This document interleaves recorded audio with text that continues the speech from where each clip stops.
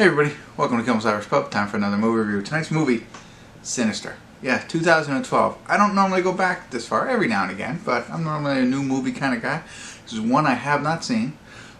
It's Halloween week, right? We're heading into Halloween. This will probably come out on Halloween. And it popped up on my TikTok feed with one of these much better movie reviewer guys who was talking about, and I've seen it before too, it might have been the same guy, but he's talking about the list of the top scariest films. Sinister was #1 2 years in a row, and it's by heart rate per minute. Everything else on the list I've kind of seen, you know, Hereditary and all that stuff. I don't know if there's any I didn't really see, but this is one I haven't. So I'm doing it, man. I'm going for it. A controversial true crime writer finds a box of Super 8 home movies in his new home, revealing that the murder case he is currently researching could be the work of an unknown serial killer whose legacy dates back to the 1960s. That's all IMDb says. The first one, 6.8 on IMDb. 271,000 people have seen this and rated it on IMDb. So, Ethan Hawke is in it, and I also saw somebody else I knew, I thought. Oh, Vincent D'Onofrio. So, I don't know. I'm a little scared. Hour and 50 minutes. My heart's beating already. It's supposed to be pretty scary. Let's see. Stick around. I'll let you know what I think. Hey everybody, we're at the credits of Sinister, and I don't know what happened, to be honest with you. I know what happened in the movie, but I don't know what happened to me. I really expected to be cringing, you know, now scared to be alone kind of stuff, and I'm not. Now, I will say, you know, there are 2 jump scares for me, right? There was 2 times I got jump scared. Really, really good job. Like, that was, and I don't know how many there are. I'm saying there's 2 that got me, right?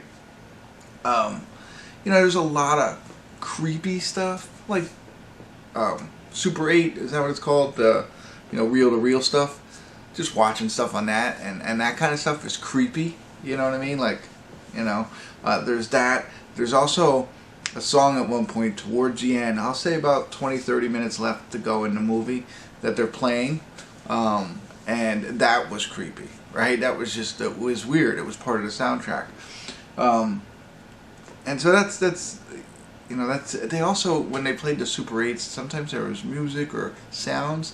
That's not really the case. But anyway, I think the plot and everything behind it made for a good story, essentially.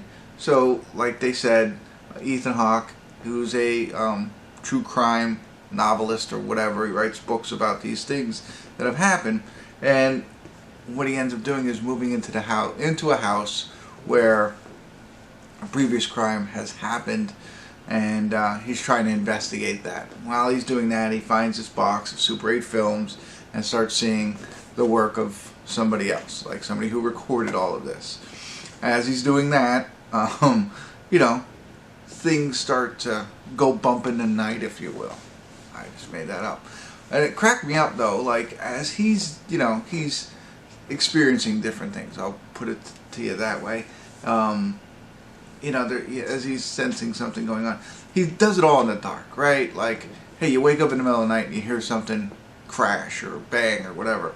Doesn't turn on any lights. Maybe sometimes takes his phone and lights up the air, or doesn't, like, flip the light on when you walk in the room or anything like that. And I get it, that's for effect in the movie, but it drove me crazy.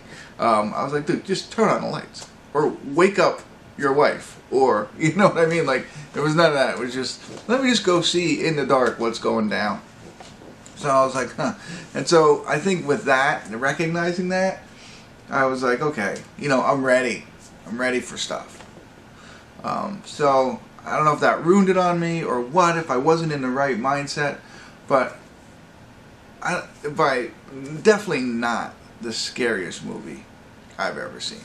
Heart rate per minute.